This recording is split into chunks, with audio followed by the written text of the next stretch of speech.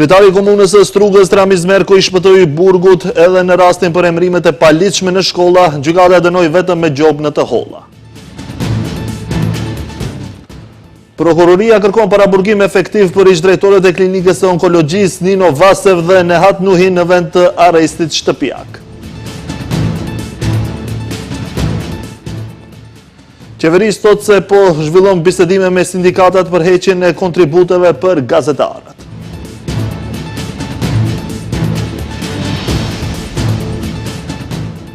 Irani vazhdon sulmet hakmarrës ndaj Izraelit, të paktën 7 persona u plagosën në sulmin e fundit me raketa iraniane në Izraelin jugor.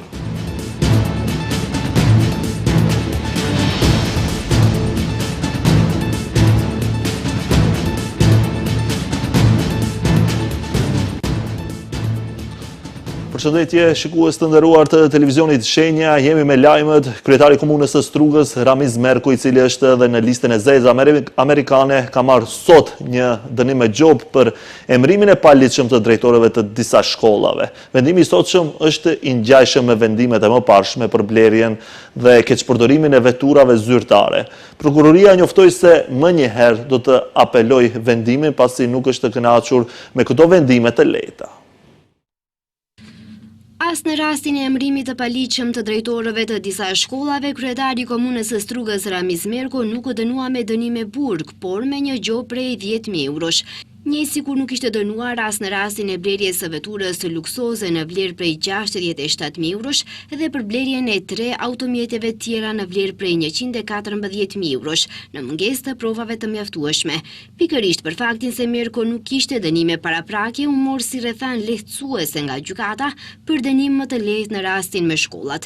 Kryetari i komunës së Strugës Ramiz Merko u shpall fajtor për veprën penale, punë të pakujdesshme në detyrë dhe për këtë u dënua me një gjop monetar prej 100 ditësh me nga 100 euro në ditë ose gjithsej 10.000 euro, të cilat duhet i paguaj për emrimin e paligjshëm të drejtorëve në shkollat fillore në fshatrat Podgorc, Lapunisht dhe Radolisht. Prokuroria njoftoi se më njëherë do të apelojë vendimin pasi nuk është i kënaqur me të. Ndërkohë kundër Merkos janë edhe 2 lëndë të tjera, të cilat gjithashtu kanë të bëjnë me emrimin e drejtorëve të shkollave të tjera, si dhe një proces për instalimin e paligjshëm të një memoriali përpara ndërtesës komunale.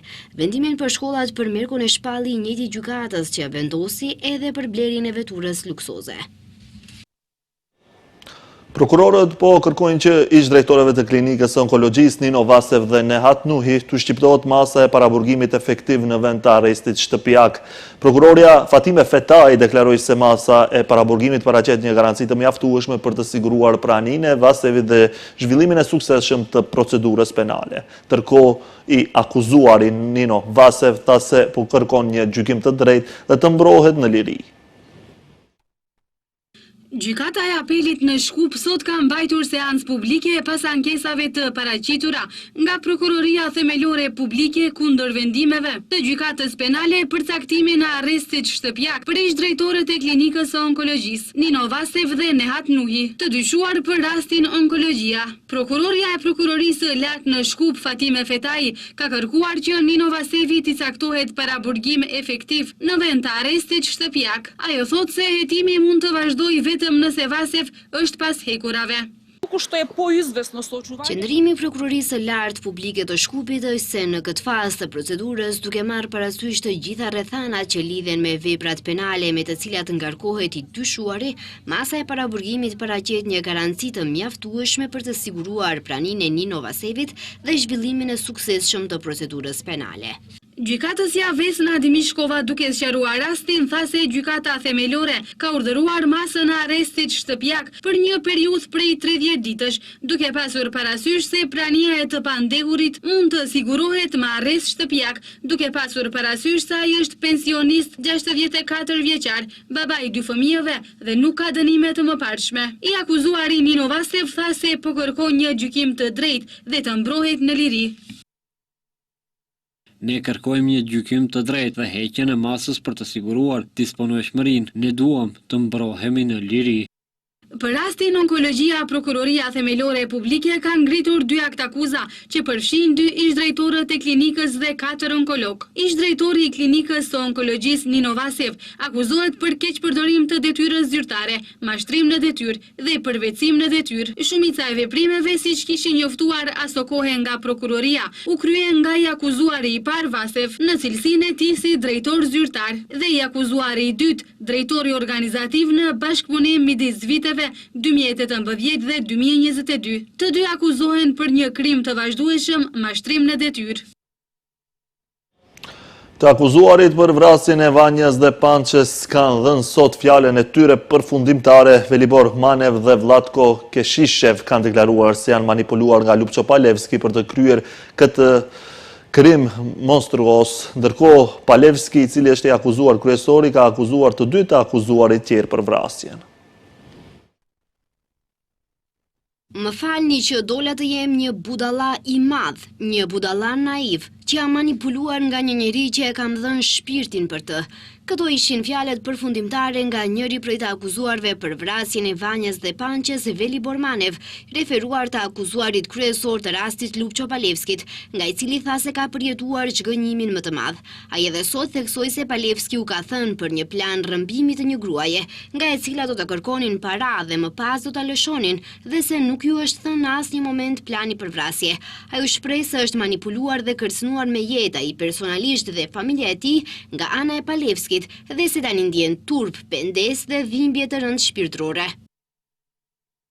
Dola një budall naif, i cili shkatëroi jetën e tij, humba miqt, besimin dhe veten time. E gjithë kjo po më ndodh nga një njeri që i kam ndihmuar shumë.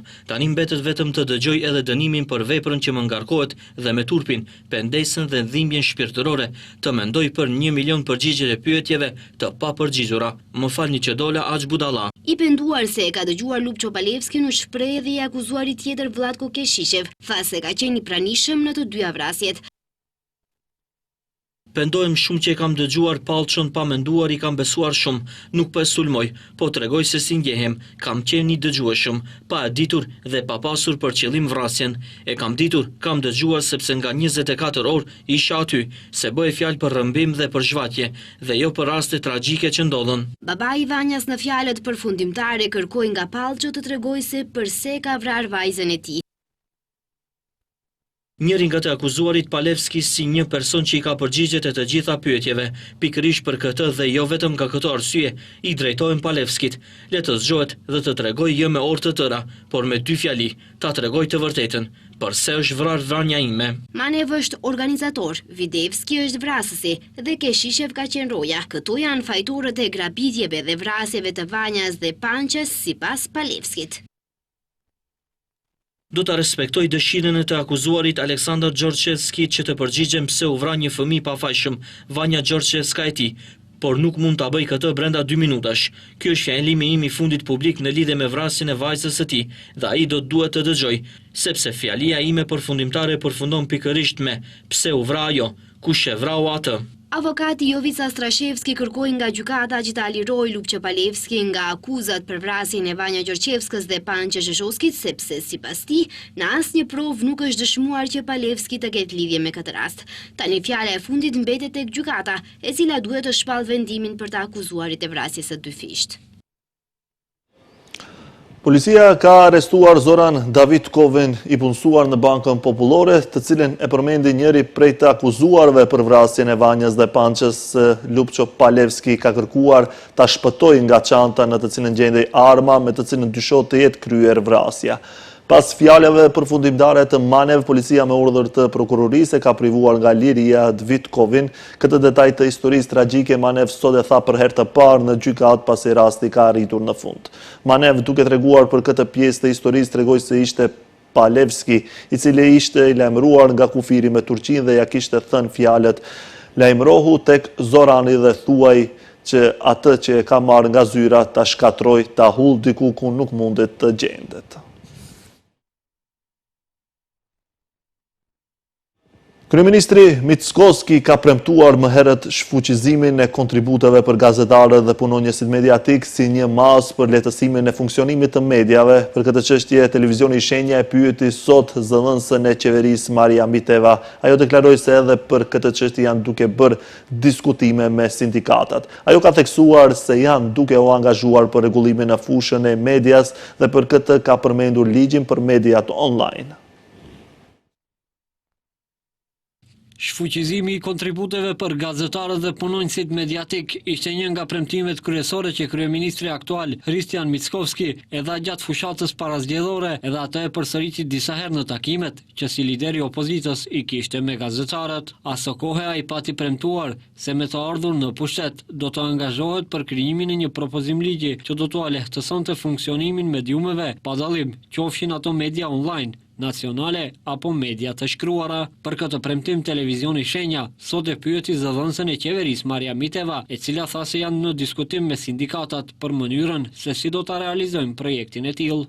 Mund të them se periudhën që ka kaluar e kemi pasur në fokusin ton si qeveri. Këtu do ju kisha rikujtuar edhe për ligjin për mediat online që e kemi ndryshuar për herë të parë.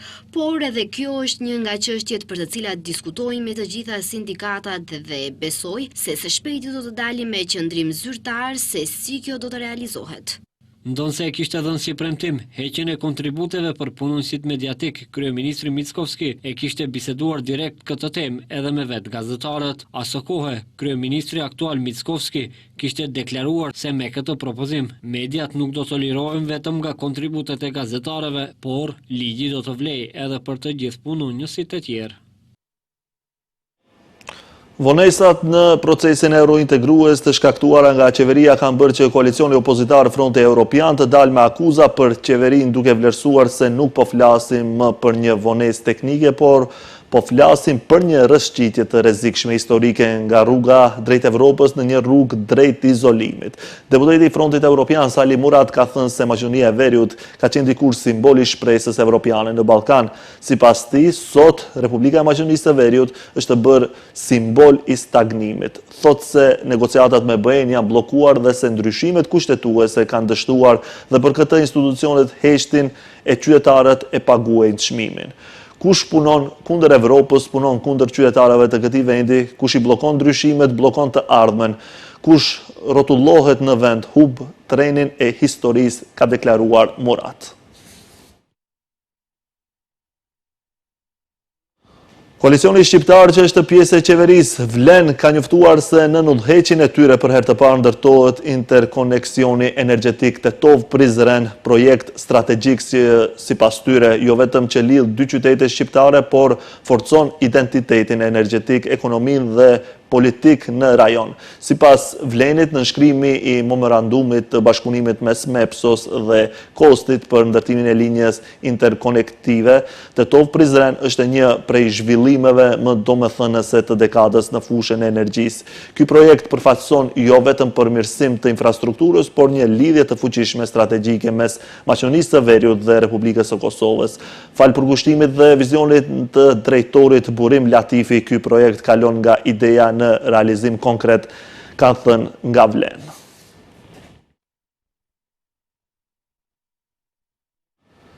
Largimi të rinjeve nga vendi po merr për masa shqetësuese. Të dhënat e fundit të entit shtetëror të statistikave thonë se çdo vit mesatërisht 2500 persona me arsim të lartë largohen nga vendi, duke u renditur në vendin në mesin e 20 vendeve me migrim më të lartë në botë. Ndër shkaqet kryesore të migrimit janë kushtet e vështira ekonomike, papunësia dhe mungesa e perspektivës.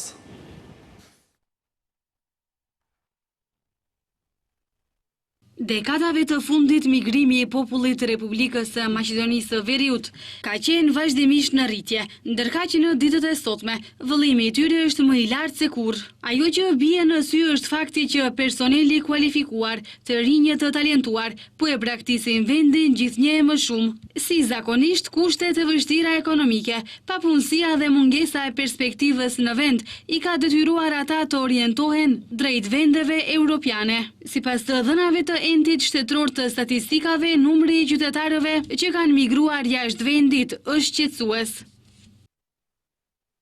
Të dhënat mbi strukturën arsimore të personave që janë larguar nga vendi tregojnë se në periudhën 2015-2022 mesatarisht nga 2500 persona me arsim të lartë migrojnë nga vendi çdo vit, për të cilët shteti ka investuar mesatarisht 5 miliard denar në vit. Largimi i personelit me arsim të lartë i kushton shtetit 0.8% të brutoprodhimit vendor vjetor.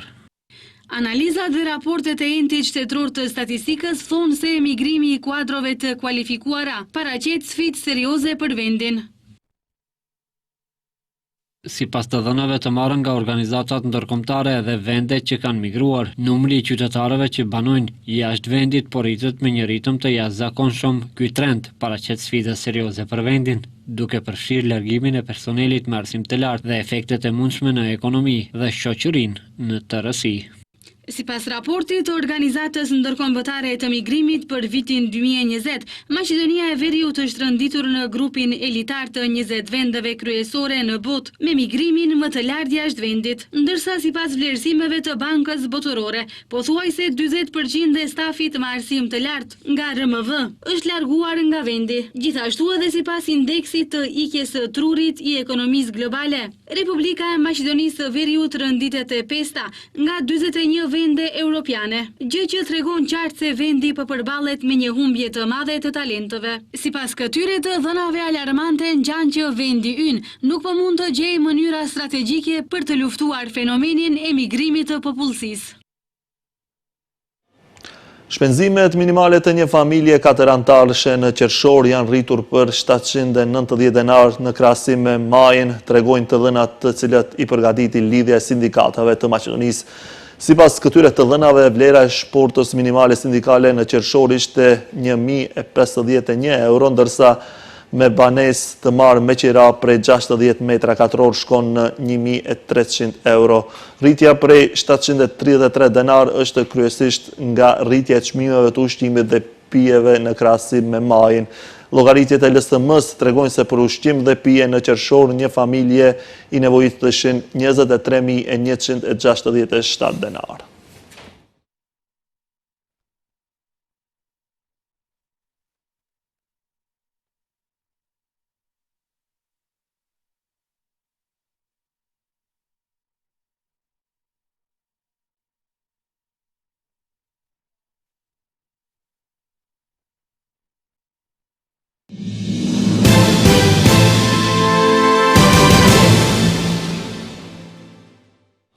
Të paktën 7 persona u plagosën në sulmin e fundit me raketa iraniane në Izraelin jugor. Shumica e lëndimeve u shkaktuan nga rrëzimet dhe pengesat gjatë ikjes nga sulmi. Ndërkohë, edhe Izraeli është përgjigjur me sulme ajrore.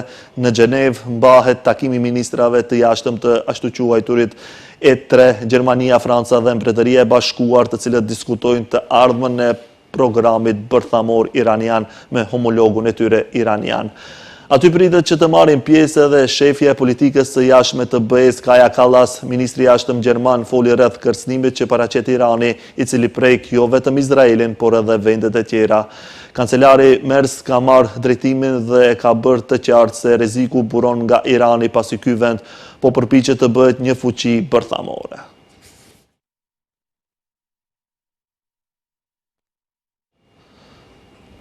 Zëvendësi i Fondit të Kombeve të Bashkuara për Fëmijët James Elder paralemroi se fëmijët në Gaza do të fillojnë të vdesin nëse nuk hiqet blokada aktuale e karburantit që zbatohej ndaj vendit. Elder bëri vlerësime mbi situatën në Gaza në konferencën javore për media të Zyrës së Kombeve të Bashkuara në Gjenevë. Ai theksoi se në Gaza, që është nën sulmet izraelite, po përjetohet periudha më vdekjeprurëse. Aktualisht, vetëm 40% e impianteve të prodhimit të ujit të pishëm në Gaza janë funksionale. Pa karburant, të gjithë këto do të ndalojnë së punuari brenda pak javësh. Fëmijët do të fillojnë të vdesin nga etja nëse nuk hiqet blokada aktuale e karburantit që zbatohet në Gaza, e cila ka qenë në fuqi për më shumë se 100 ditë. Sëmundjet tashmë po përparojnë dhe kaosi po e shtrëngon kontrollin e tij, ka thënë Elder.